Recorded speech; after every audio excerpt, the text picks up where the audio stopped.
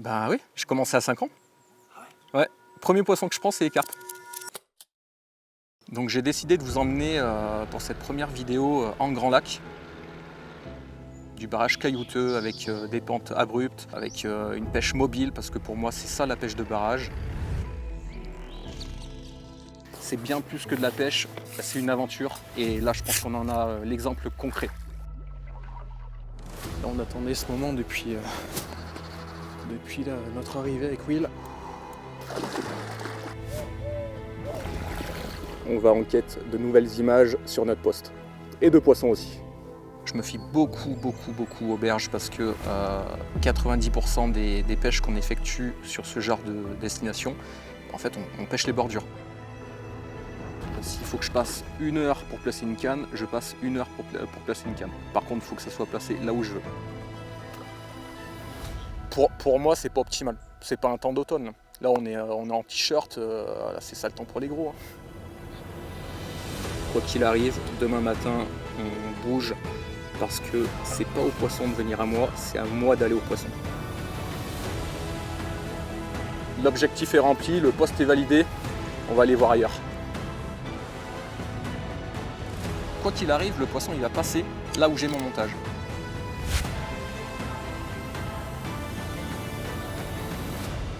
C'est ce que j'aime aussi sur ce genre de pêche, parce que tu sais jamais ce qu'il y a au bout de la ligne.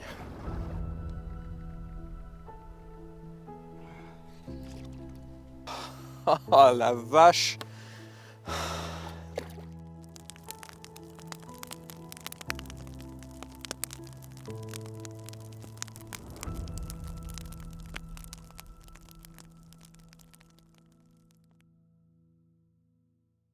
Je m'appelle Malé Mickaël, j'ai 35 ans et ça fait maintenant une trentaine d'années que je pêche.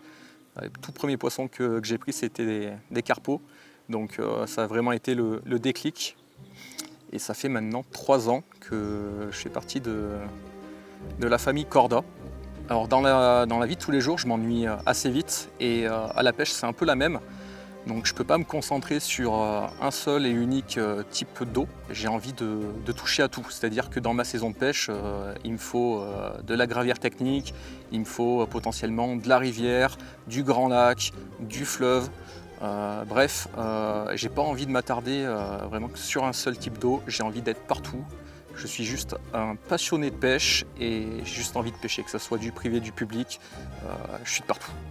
Donc j'ai décidé de vous emmener pour cette première vidéo en Grand Lac, parce que j'ai la chance d'habiter dans une région où ça en est Couffy.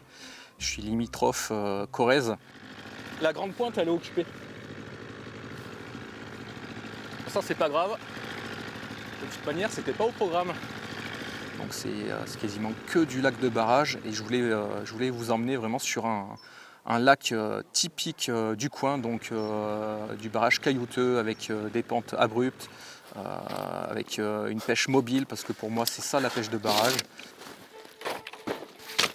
Alors j'ai décidé de pêcher ce poste-là, c'est un petit hommage à ma femme, entre autres, parce que la première fois que j'ai pêché ce lac de barrage en 2021, c'était avec elle. Donc je me suis dit que c'était un petit clin d'œil sympathique. Et c'est aussi un poste que je connais très bien. Il m'a toujours bien réussi. Donc par chance, il était disponible. Donc me voici sur ce poste-là. Donc je connais la plupart des spots sur lesquels j'ai déposé mes cannes. J'ai vérifié avec ma petite canne que je me sers pour sonder. Tu vois, c'est mou. Je vais me reculer un peu, notamment sur ma bordure de gauche. Donc c'est une petite reculée avec pas mal de feuilles et de détritus en fait, qui viennent se déposer sur le fond simplement du lac. Et en fait les poissons viennent régulièrement s'alimenter là-dessus. Parce qu'il y a une différence de substrat, on passe d'un fond caillouteux et à un fond mixé entre du sable, des feuilles, quelques branchages. Donc j'ai décidé de déposer ma première canne sur ce spot. Allez, retour au bercail.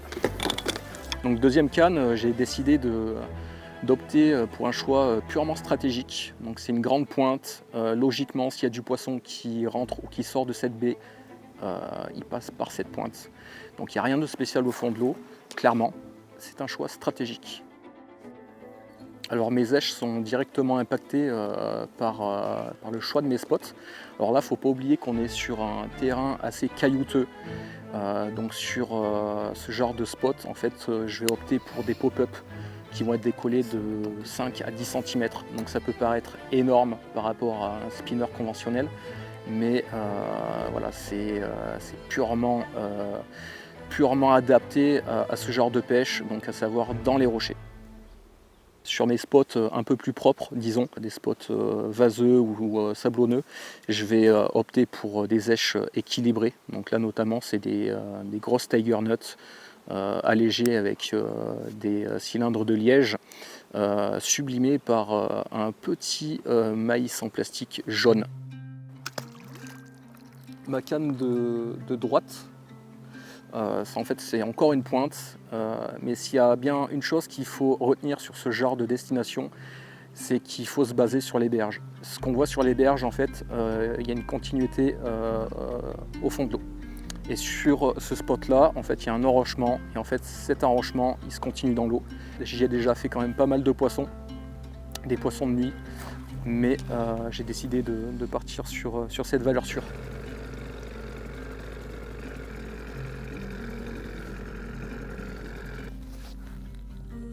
Donc dernière canne, j'ai opté une fois de plus pour un choix stratégique.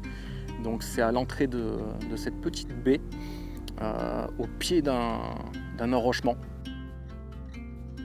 C'est un mur sous l'eau. Dans 10 mètres, 9-10 mètres. J'ai regardé avec la caméra. Oh, ça te fait un gros enrochement. J'y ai posé juste derrière. Mes attentes par rapport à ce poste et à cette première nuit, j'en ai pas mal, de par ce que je vous ai dit auparavant. Mais clairement, j'aimerais au moins un poisson pour cette première nuit. Déjà, ça annoncerait une belle pêche. Il ne faut pas oublier qu'on est sur à peu près 700 hectares de mémoire. Donc déjà un premier poisson. Voilà. Clairement un premier poisson, quelle que soit sa taille. Moi, c'est toujours mon objectif. C'est un poisson, ensuite c'est que du bonus.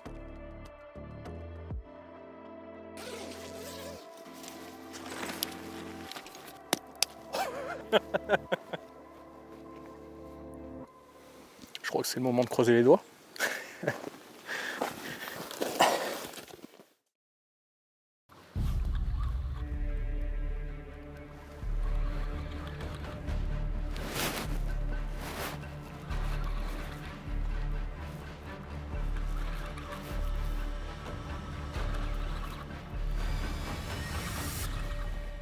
C'est ce que j'aime aussi sur ce genre de pêche, parce que tu sais jamais ce qu'il y a au bout de la ligne. Putain. Tu veux voir ce qu'il y a?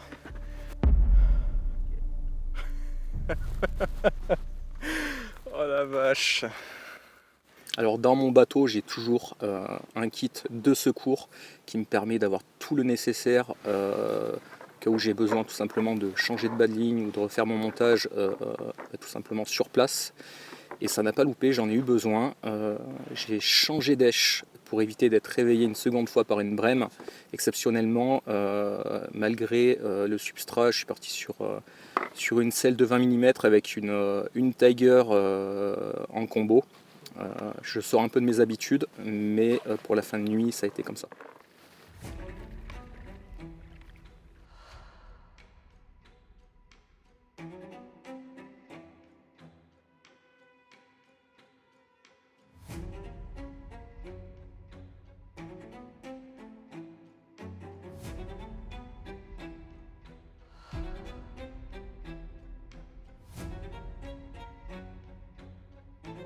Alors la suite, je la vois de manière très simple, c'est-à-dire que je vais tenter une seconde nuit sur ce poste parce que j'y crois dur comme fer, je le connais très bien.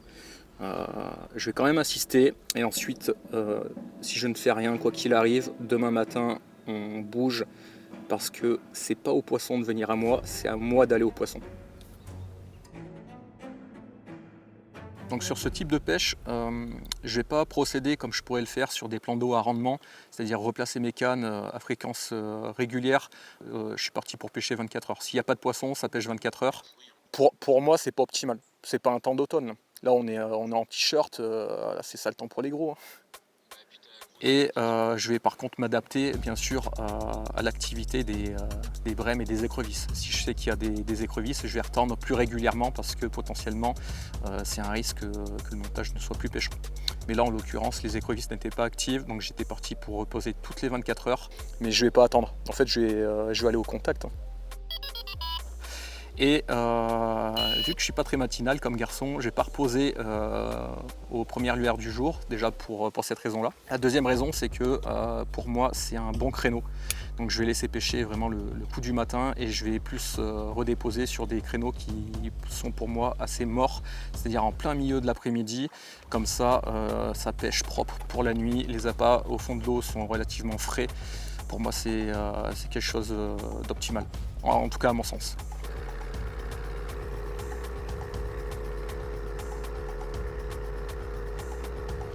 C'est un peu l'atout à avoir. Je pêche vraiment en bas d'une petite falaise. Et même à l'écho, c'est compliqué d'être précis. Là, il n'y a pas d'approximatif, on voit là où on dépose. Pour certains, c'est un accessoire, voire même un gadget, mais pour moi, c'est vraiment un outil de pêche. Comme pourrait l'être un éco-sondeur.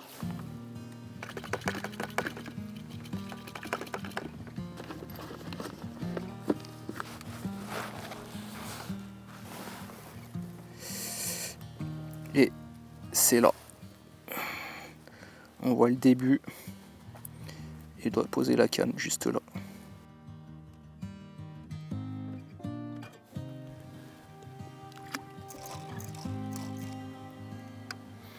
Toujours pareil, une grosse poignée de bouillettes, pas besoin de plus.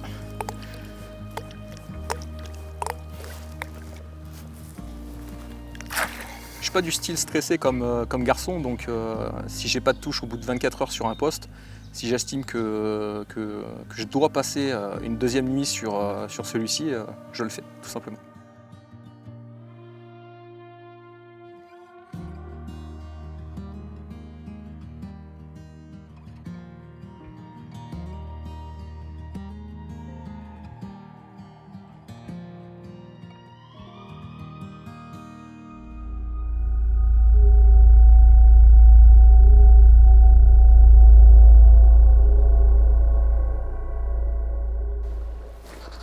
Là, on attendait ce moment depuis notre arrivée avec Will. J'espère que tout va bien se passer et qu'on va pouvoir vous montrer un beau poisson de ce lac de barrage.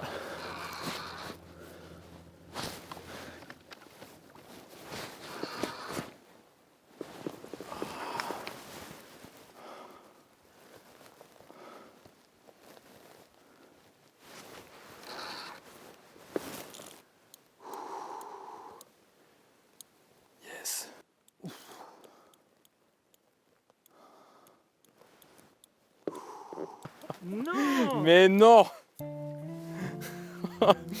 Putain, on est maudit. Bon, c'est un poisson, hein. Mais c'est pas ce qu'on est venu chercher. Bon. Et ben c'est pas pour encore. C'est pas encore pour ce coup-ci. Oh, la vache. Enfin, plutôt le silure. Bon. Bon, déjà, il y a du mieux.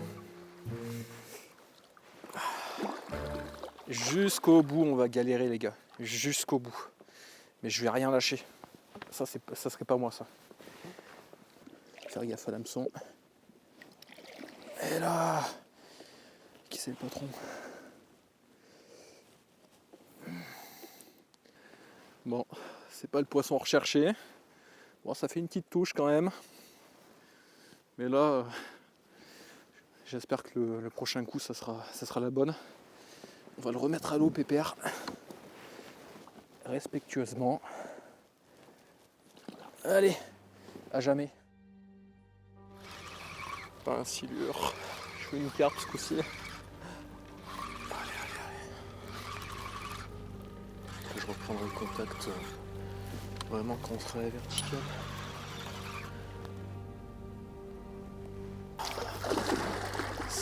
poisson. C'est la première carpe. Après la brème, le silure. Allez, s'il te plaît. Yes! Ah la vache! Oh la vache, c'est une carpette, mais elle fait tellement plaisir. Franchement, au bout d'un moment, la brème à 1h du matin, 200 ou 300 mètres. Ensuite, le silure.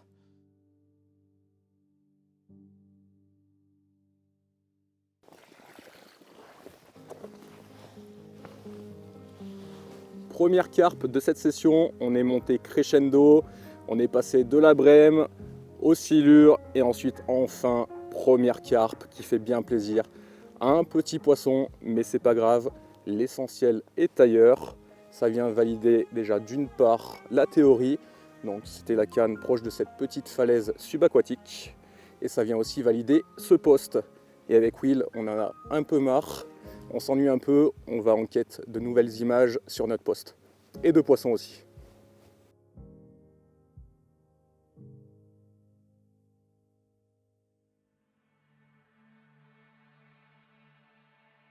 On veut bouger, mais où bouger? Comment? Il faut que ça soit dans les règles. Alors pour choisir un poste sur un lac de barrage, moi je m'y prends tout simplement de la manière suivante. J'y vais pas mal à l'instinct, c'est-à-dire que je me laisse guider par mes envies du moment. Ce que je vois sur les berges, je me fie beaucoup aux berges parce que 90% des pêches qu'on effectue sur ce genre de destination, en fait on pêche les bordures. Parce qu'en plein milieu on peut avoir 50 mètres, 60, 70 mètres de profondeur, donc au final c'est des couches d'eau qui sont inexploitables. Là, vu que le créneau il est nocturne, on est fin de matinée, on a largement le temps en fait surtout de prendre le temps de choisir un poste que je sens bien. Bon, bah écoute, je vais voir. Là, je sais que ça empêche de nuit, mais par contre, il me paraît quand même moins pêchable que lorsque le niveau est plus haut. Là, tous les spots que j'avais pêchés, ils sont hors flotte. Il y a une continuité dans ce qu'on peut voir, hein. Ça peut être tout simplement une pointe, ça peut être des amas de branches, un arbre immergé, ça peut être une multitude de choses qui fait que en fait, je peux m'attarder sur une zone pour y pêcher ou justement où ça ne m'intéresse pas et je trace mon chemin. Ensuite, en deuxième point, je vais essayer d'éviter, si je peux, les parties principales. Parce qu'à mon sens, c'est des zones de passage. Il y a toujours des exceptions, mais la plupart du temps, c'est des zones de passage. Et en fait moi, j'ai pas envie d'attendre que le poisson passe devant moi. J'ai envie d'aller au contact. Donc, je vais privilégier les petites baies, des anses, peu importe. Mais en général, on y trouve toujours du poisson à longueur d'année. Parce qu'on a des profondeurs qui sont potentiellement plus faibles, on a des obstacles, on peut pêcher plus facilement la berge d'en face. En fait, il y a plein de raisons qui font que je préfère me foutre dans un petit coin sur ce genre de lac. Par expérience, j'ai toujours réalisé des belles pêches justement sur ce genre de spot. Donc là, on vient d'arriver sur le deuxième poste. Alors c'est totalement à l'opposé du premier. On passe d'une jolie petite pointe 5 étoiles à un poste hostile. Et c'est vraiment ce que je tenais à vous montrer dans ce film et à partager avec vous. Parce que c'est vraiment ça l'esprit de la pêche en lac de barrage. C'est bien plus que de la pêche, c'est une aventure. Et là, je pense qu'on en a l'exemple concret. Donc au vu de l'étroitesse de ce poste, je pense que je vais me concentrer sur des postes plus précis. Je vais peut-être pêcher qu'à 2 cannes, voire 3 cannes, grand maximum. Et ça va être des spots marqués. Et là, je sais déjà où poser mes cannes, clairement. Donc j'ai une approche qui peut aller un peu à l'encontre de ce qu'on peut voir sur les réseaux, dans le sens où, en termes d'appât, je ne vais pas passer des centaines de kilos d'appât sur mes sessions. C'est-à-dire que je pars du principe qu'il est plus facile d'en ajouter que d'en enlever. Alors pour ce type de pêche, j'ai pour habitude d'utiliser toujours à peu près la même base d'amorçage, donc à savoir une base de graines, des graines toastées. Alors pourquoi des graines toastées? C'est tout simplement parce que c'est ultra rapide à préparer, il n'y a pas de gâchis en fin de session, il y a juste à rajouter un peu d'eau et d'attendre 5 minutes et c'est prêt. Donc ça c'est ma base. Ensuite je rajoute de la tiger nut que je viens sublimer par la suite avec des petites sels en 10 mm. Alors pourquoi des sels en 10 mm alors que je pêche en lac de barrage? Alors, tout simplement parce que déjà c'est raccord avec le reste de mon mix. Et ensuite pour moi c'est plus naturel en fait pour les poissons que des grosses bouchées. Voilà.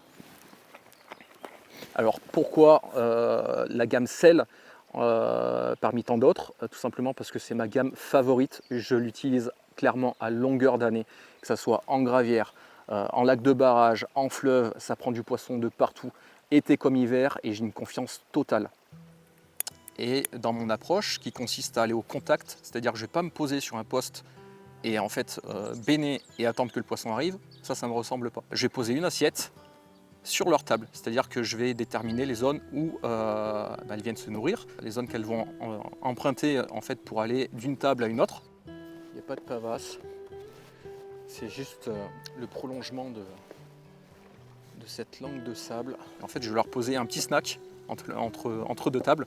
Et en fait, c'est ça mon approche. Mettre plus d'appât, en fait, à mon sens, on retarde la touche. C'est-à-dire que quoi qu'il arrive, le poisson il va passer là où j'ai mon montage. Oui, ou alors tout simplement il va venir s'alimenter naturellement là où je vais poser mon montage. C'est-à-dire que si je mets plus d'appât, déjà d'une je vais retarder la touche. Et bien souvent en fait on rencontre des poissons qui ont une attitude de poissons sauvages, c'est-à-dire qu'ils n'ont pas besoin de nous pour vivre. Donc en fait ils vont grapper 2-3 bouillettes et en fait ils vont se tailler, ils vont aller voir ailleurs. Donc potentiellement on peut passer à côté d'une prise en amorçant plus. Donc clairement en arrivant ici sur ce spot, deux choses m'ont sauté aux yeux sur la berge d'en face, notamment un arbre avec la cime qui est immergée. J'ai directement placé en fait une petite allemande juste devant.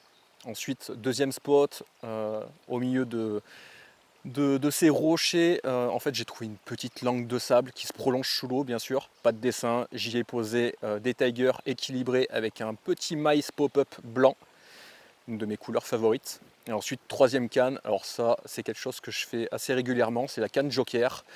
Et je suis allé chercher quelque chose qui se rapproche du lit, un substrat ultra vaseux, ce qui peut en général payer sur ce genre de destination où on retrouve des berges qui sont relativement caillouteuses, donc c'est quelque chose qui dénote. Donc voilà, ça c'est le placement de mes 3 cannes et en espérant que ça le fasse cette nuit.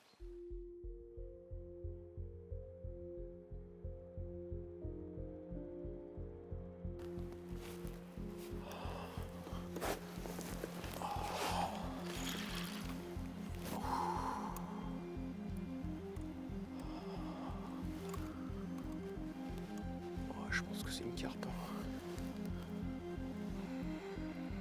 Allez, s'il te plaît.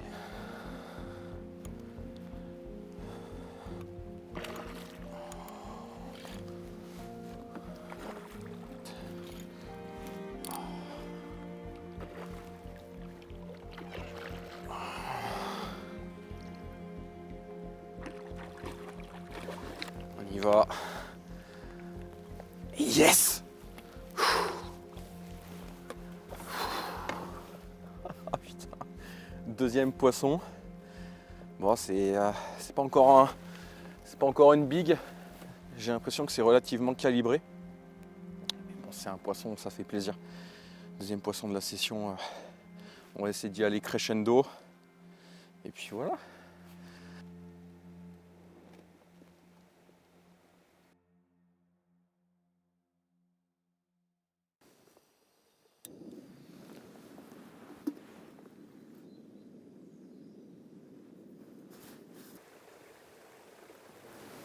Bon, mission accomplie, on a été réveillé une fois de plus en deuxième partie de nuit.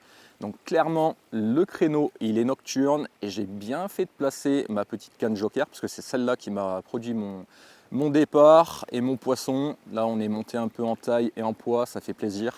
Donc c'est une canne que j'avais placée sur une petite poche de vase avec des Tiger allégés, dippés avec le nouveau dip mainline.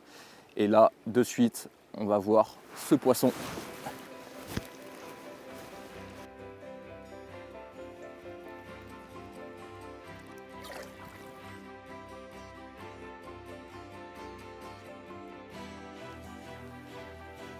Et voilà cette sympathique petite miroir qui fait bien plaisir. Parce qu'en fait, on n'a pas des bonnes conditions. Je pense que c'est un peu dû à la météo, parce qu'on n'a clairement pas un temps d'automne. On était en t-shirt jusque-là. Les poissons sont peu enclins à se nourrir, donc c'est cool. L'objectif est rempli, le poste est validé. On va aller voir ailleurs. Donc même si je fais du poisson sur un poste, ça ne veut pas pour autant dire que je vais y rester. Donc je sais que ça paraît totalement illogique. Bon, après, je dis pas que si tous les astres sont alignés et que j'enquille les poissons au point de me faire mal au dos, bien sûr que je vais rester quelques jours, voire toute ma session, juste pour en profiter. Mais là, en l'occurrence, je suis plus parti dans l'idée de simplement valider chaque poste, c'est-à-dire que je fais un poisson et je bouge, tout simplement parce que je suis venu kiffer mon aventure, parce que pour moi, la pêche de barrage, c'est une aventure. On y retrouve un état d'esprit qu'on n'y retrouve nulle part ailleurs.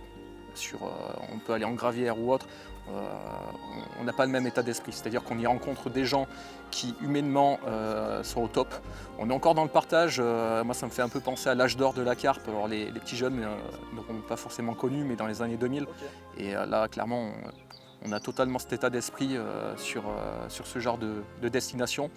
Donc moi c'est ce que j'aime, mais par-dessus tout, il y a quelque chose qui me tient très à cœur. Il y a le côté pêche, mais il y a le côté photo aussi.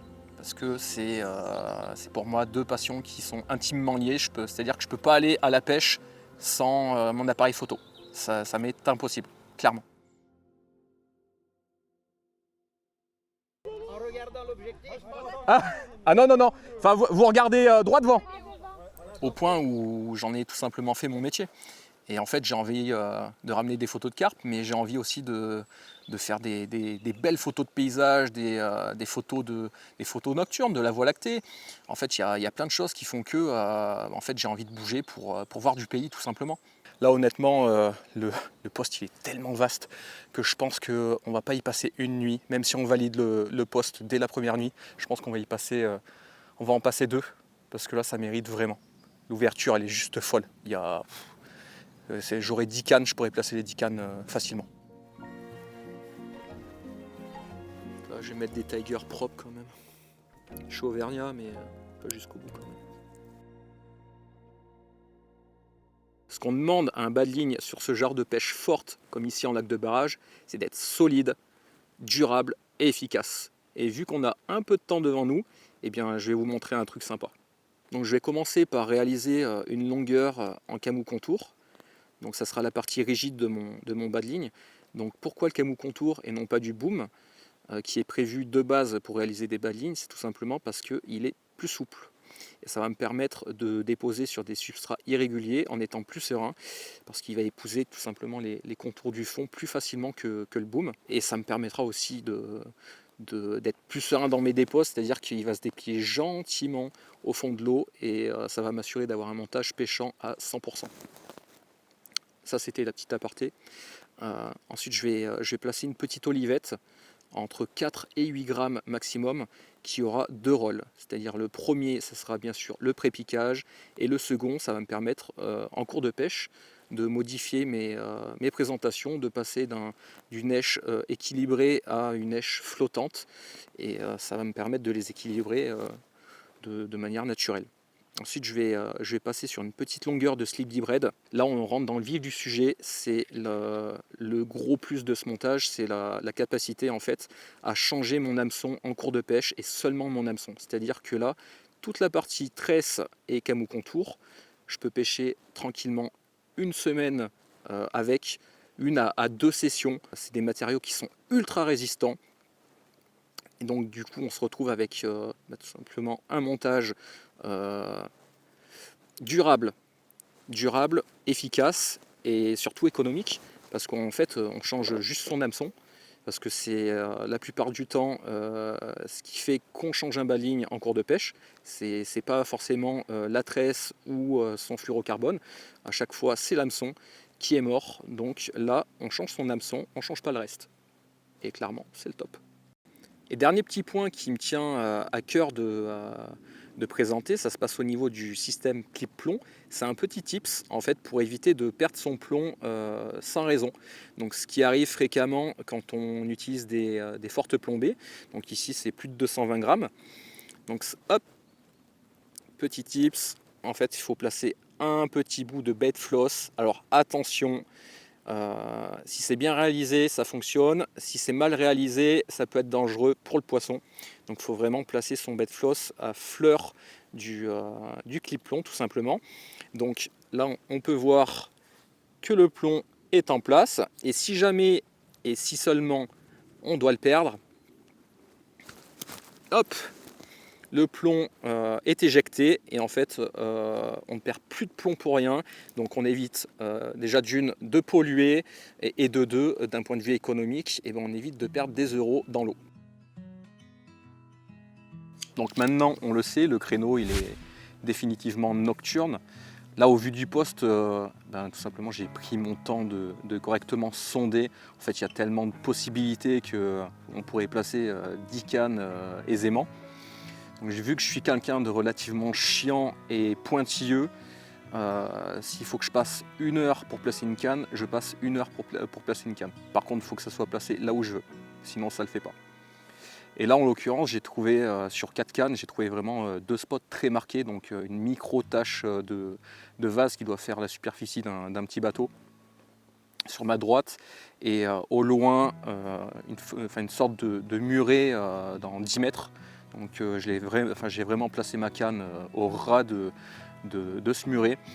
Les autres cannes, je les ai placées en escalier pour essayer d'intercepter des poissons juste devant ma pointe. Et clairement, comme d'habitude, je suis quelqu'un d'optimiste, donc j'y crois. Le positif appelle le positif, donc on fera le bilan demain matin.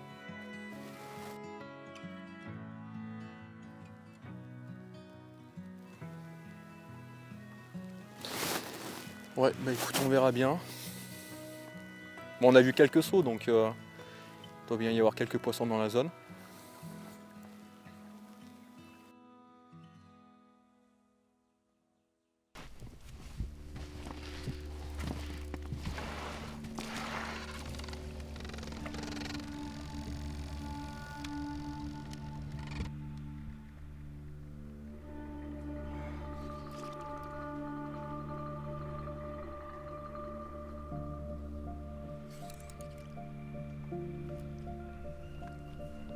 Attends, parce que là, je suis l'ami des bêtes. Et si je pouvais me passer de ruiner le site.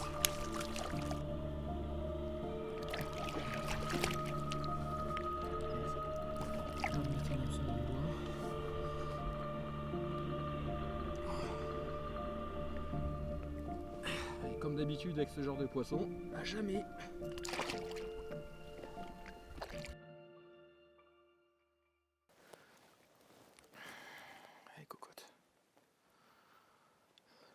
Commune.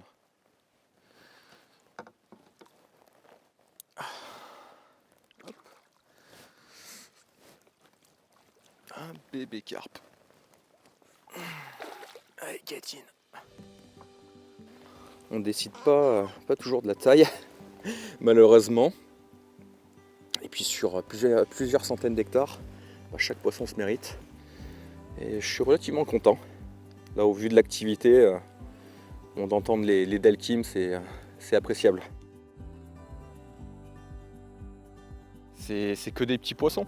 C'est que des petits poissons. Alors, non pas que je cours après les bigs, parce que c'est la pêche, c'est pas que ça, c'est pas que les gros poissons. C'est aussi savoir se contenter de petits poissons. Mais là, en l'occurrence, c'est pas représentatif de ce que je peux faire d'habitude sur ce lac depuis 2021. Et ça, c'est mon ressenti. C'est bizarre. Alors, est-ce que c'est la météo? Parce que c'est vraiment pas un temps d'automne. Je veux dire, la journée, on est en t-shirt. n'y a pas un pet de vent, il n'y a pas un pet de pluie. Les pressions ne sont pas forcément bonnes. Donc est-ce qu'elles attendent justement la dépression de la semaine prochaine? C'est fort possible. Nous on sera au chaud avec nos femmes.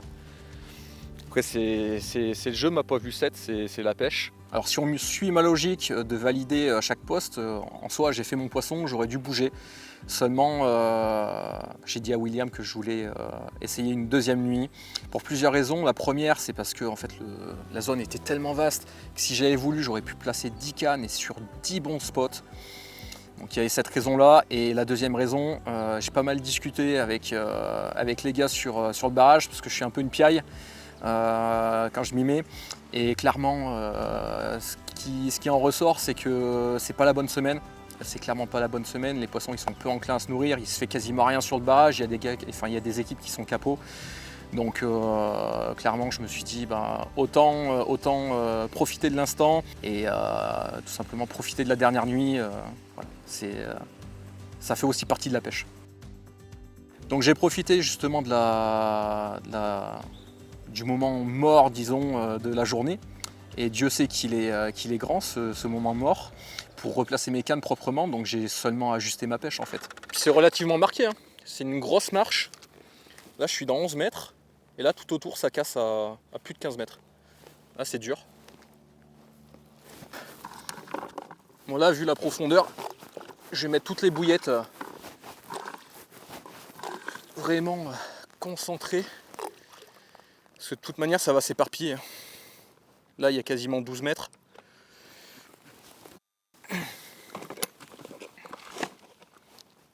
Les graines c'est pareil.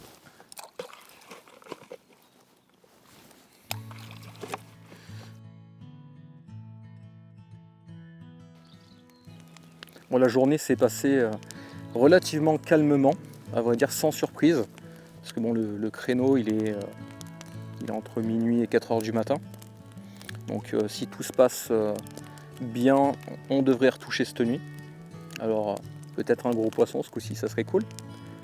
Mais là ce qu'on a vécu ensemble cette semaine, à vrai dire c'est représentatif de la vraie pêche. Je pense qu'on a tendance à être un peu matrixé par les réseaux sociaux. Et encore, quand je dis un peu, je suis gentil. Parce que c'est la course en fait, au toujours plus gros, des 20 kg, des 30 kg à l'appel. En fait, c'est pas ça la pêche, les gars. La vraie pêche, c'est ce qu'on a vécu ensemble cette semaine. On peut très bien prendre du plaisir sur des petits poissons. Après, bien sûr que oui, j'aurais aimé prendre un gros poisson. Après, la pêche n'est pas finie, ça peut arriver. Parce que quand on va au bord de l'eau, on espère tous capturer tout simplement une jolie mémère. Mais je pense qu'il faut savoir aussi retourner aux sources et savoir prendre du plaisir sur des petits poissons de 10 kg. Parce que même que ça fasse 10 kg, même que ça fasse 5 kg, 10 kg, 20 kg, 30 kg, en fait sur ce genre de pêche, sur plusieurs centaines d'hectares, en fait chaque poisson se mérite.